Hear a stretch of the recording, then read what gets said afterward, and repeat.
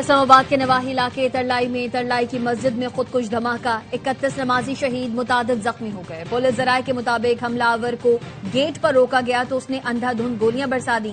Firing کی زد میں آ کر ایک گارڈ جان سے گیا۔ فائرنگ کے بعد بمبار نے خود کو اڑا لیا۔ خودکش بمبار کا تعلق فتنہ خوارج سے تھا۔ صدر اور وزیر اعظم کی اسلام آباد دھماکے کی مذمت۔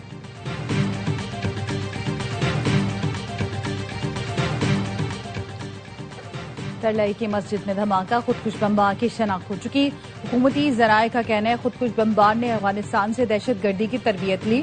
ہلاک دہشت گرد متعدد بار افغانستان کا سفر کر چکا، کچھ عرصہ پہلے افغانستان سے آیا تھا۔ پاکستان میں ہر دہشت گردانہ کارروائی کے پیچھے افغانستان اور بھارت کا گٹھ جوڑ ہے۔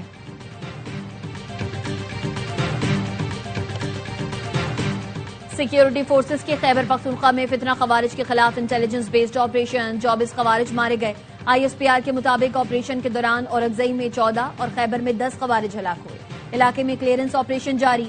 صدر، وزیر اعظم اور وزیر داخلہ کی دہشت گردوں کے خلاف کامیاب آپریشنز پر سیکیورٹی فورسز کی ستائش۔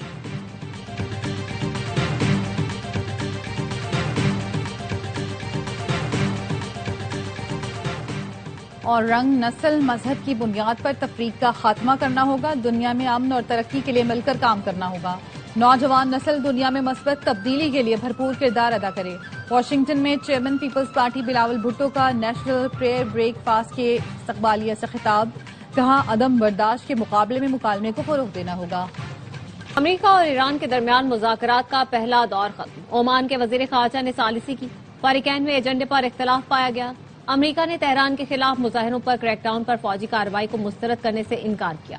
ایران نے اصرار کیا کہ بات چیت کا مرکز صرف اس کے جوہری پروگرام پر ہو، جبکہ امریکہ خطے میں عسکریت پسند گروہوں کے لیے تہران کی حمایت اور اس کے بیلسٹک میزائل پروگرام پر بھی بات کرنا چاہتا ہے۔ عمانی وزیر خارجہ نے کہا امید ہے ایران اور امریکہ میں پائیدار مفاہمت کی راہ ہموار کریں گے۔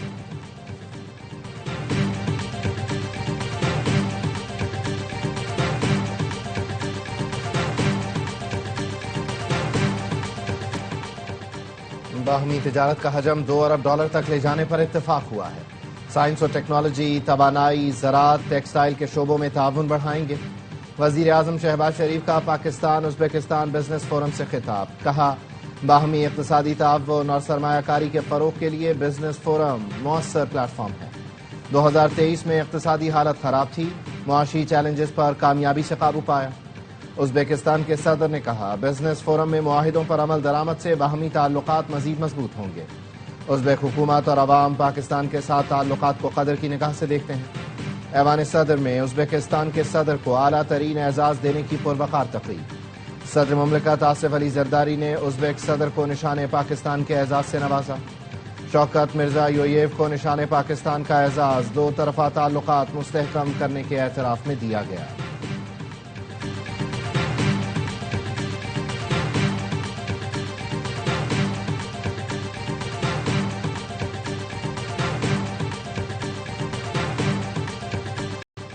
لاہور میں بسنت کے رنگ، شہری رنگ برنگی پتنگیں اڑانے میں مصروف۔ اوورسیز پاکستانی بھی بسنت منانے لاہور پہنچ گئے۔ کہتے ہیں خوشی ہے، زندگی میں بسنت منانے کی دوبارہ اجازت ملی۔ ریلوے اسٹیشن پر بھی لوگوں کا رش۔ شاہی کلا اور بادشاہی مسجد کے عقب میں سب سے اونچی اور بڑی چھت پر بسنت نائٹ کا اہتمام کیا گیا۔ گڈے اور ڈور خریدنے کے لیے شہری بڑی تعداد میں موچی گیٹ میں موجود۔ لبرٹی چوک پر سب سے بڑے گڈے کے ساتھ شہریوں کی سیلفیاں۔ اندرون لاہور دہلی گیٹ میں بھی لاہوریے بسنت کے حوالے سے پرجوش۔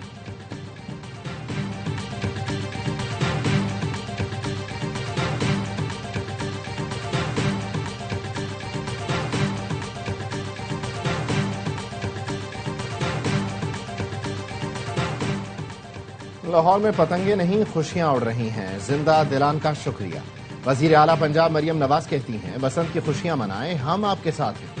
پریشانیاں بھلا کر نیلے افق کی طرف بڑھتی ہوئی گڈی پر توجہ مرکوز کریں۔ بسنت کے تہوار پر ذمہ دار شہری ہونے کا ثبوت دیں۔ پنجاب کی سینئر وزیر مریم اورنگزیب نے کہا ٹرانسپورٹ سے لے کر سیکیورٹی تک تمام انتظامات کو فول پروف بنایا گیا ہے۔ 3 دن میں شہری اپنے طرز عمل سے فیصلہ کریں گے کہ یہ رونقیں جاری رہیں گی یا نہیں۔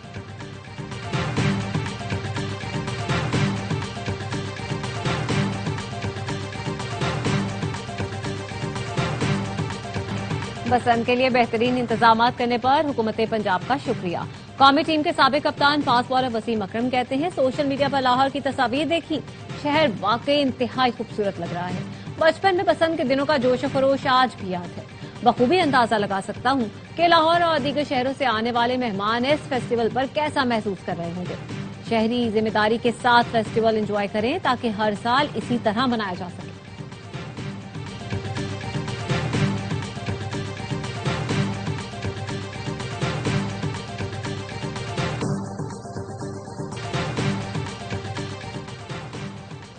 گڈی اڑائیں، پیش لڑائیں اور دنیا کو دکھائیں۔ ڈھول کی تھاپ، بھنگڑے، بو کاٹا کا شو، کھانے پینے کا دور اور موج مستی کا زور۔ بسنت منائیں ARY نیوز کے ساتھ۔ فون اٹھائیں اور بسنت کے لیے کی گئی اپنی تیاری اور ہلا گلا دنیا کو دکھائیں۔ بسنت کی تصویریں اور ویڈیوز ہمیں شیئر کریں۔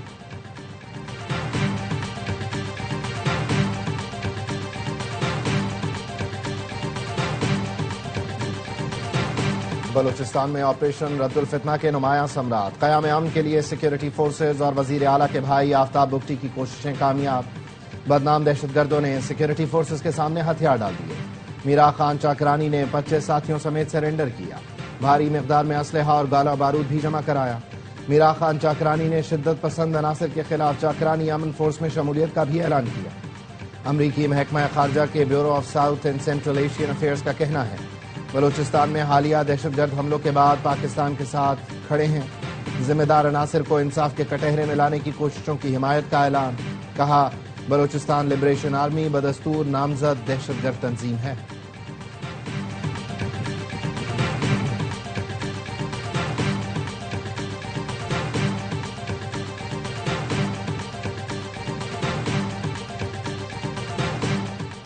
خیبر پختونخوا میں گریڈ 18 اور اوپر کے پولیس افسران کی تقرریاں وزیر اعلیٰ کی منظوری سے مشروط کرنا غیر آئینی قرار۔ پشاور ہائی کورٹ نے خیبر پختونخوا پولیس ایکٹ میں ترمیم کو کالعدم قرار دے دیا۔ فیصلے میں لکھا IG سے فیلڈ کمانڈرز کی تقرری کا قانونی اختیار واپس لینا غیر قانونی ہے۔ یہ ترامیم پولیس کی عملی خود مختاری کو ختم کرتی ہیں اور اسے سیاسی آلائے کار بناتی ہیں۔ وفاقی وزیر داخلہ محسن نقوی کی دبئی میں ورلڈ گورنمنٹ سمٹ میں شرکت۔ UAE کے نائب وزیر اعظم و وزیر داخلہ سے ملاقات۔ پاک UAE وزرائے داخلہ کا دو طرفہ تعلقات کو مزید مستحکم بنانے کے عزم کا اعادہ۔ محسن نقوی نے روانڈا کے ہم منصب ڈاکٹر ونسنٹ بیروٹا سے بھی ملاقات کی۔ دونوں وزرائے داخلہ کا مشترکہ مفادات کے شعبوں میں اشتراک کار کو فروغ دینے پر اتفاق۔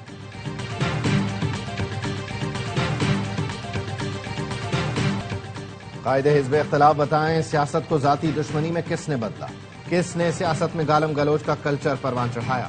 PTI نے جو بیج بوئے تھے اس کی فصل تو کاٹنا پڑے گی۔ سینیٹر رانا ثناء اللہ کا کہنا۔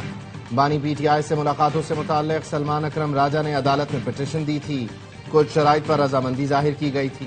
کیا تحریک انصاف نے ان شرائط پر عمل کیا؟ ایمل ولی خان نے کہا یہ لوگ چاہتے ہیں ایک قیدی پورے پاکستان کے عوام پر حاوی ہو جائے۔ ایک ٹولہ چاہتا ہے ملاقات ہو، دوسرا ٹولہ کہتا ہے ملاقات نہ ہو۔ ایمل ولی کے خطاب کے دوران PTI ارکان کا شور شرابہ۔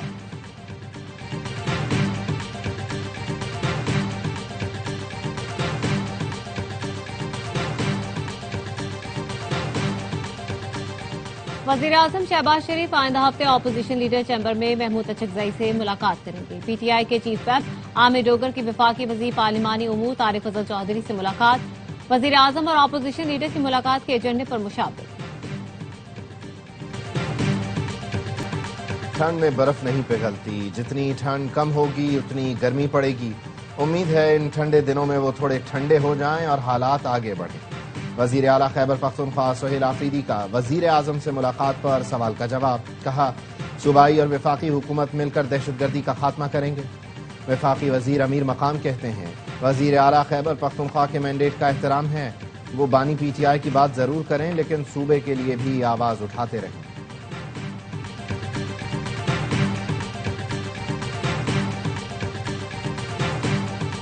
گول پلازا سانحے کے بعد سازشی تھیوری سامنے آئی کہ اونچی عمارت بنانے کا منصوبہ ہے۔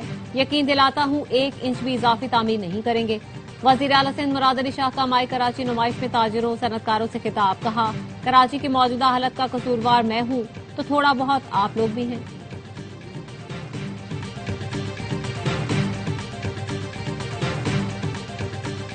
میئر کراچی کا رمضان المبارک میں گل پلازا متاثرین کو بلا معاوضہ 1200 اسٹالز لگا کر دینے کا فیصلہ۔ مرتضی وہاب کہتے ہیں ریڈ زون میں قائم پولو گراؤنڈ میں اسٹال لگانے کی اجازت دی جائے۔ افسران اور دکانداروں کو انتظامیہ سے رابطے کرنے کا حکم، کہا سندھ حکومت اور کے ایم سی متاثرین کے ساتھ کھڑی ہے۔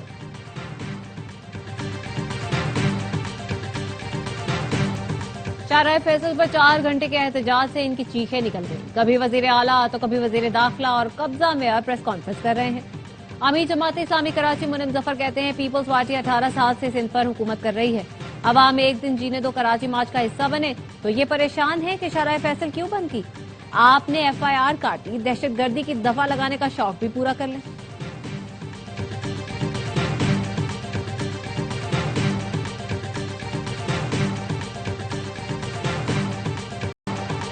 مونس عبداللہ الوی نے سی ای او کے الیکٹرک کے عہدے سے استعفیٰ دے دیا۔ ترجمان کے الیکٹرک نے پاکستان اسٹاک ایکسچینج کو باقاعدہ آگاہ کر دیا۔ مونس الوی نے کہا ادارے ہمیشہ افراد سے بڑھ کر ہوتے ہیں، ادارے کی بہتری ہمیشہ اولین ترجیح رہی ہے۔ اس مرحلے پر کے الیکٹرک کو نئے نظریے اور سوچ کی ضرورت ہے۔ نئے سی ای او کے تقرر کا فیصلہ کمپنی کا بورڈ آف ڈائریکٹرز کرے گا۔ سونے اور چاندی کی قیمتوں میں کمی، فی تولہ سونا 21,400 روپے سستا $5,07,762 روپے کا ہو گیا۔ عالمی مارکیٹ میں فی اونس سونا $214 کی کمی سے $4,850 کا ہو گیا۔ کراچی میں فی تولہ چاندی 1430 روپے کم ہو کر 7,825 روپے ہو گئی۔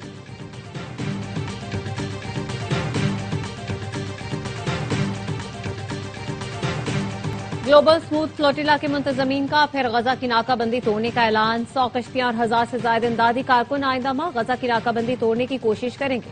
29 مارچ سے سفر شروع کرنے کا اعلان۔ قافلے میں نیلسن منڈیلا کے پوتے مینڈلا منڈیلا سمیت طبی کارکن اور جرائم کی تفتیش کار بھی شامل ہوں گے۔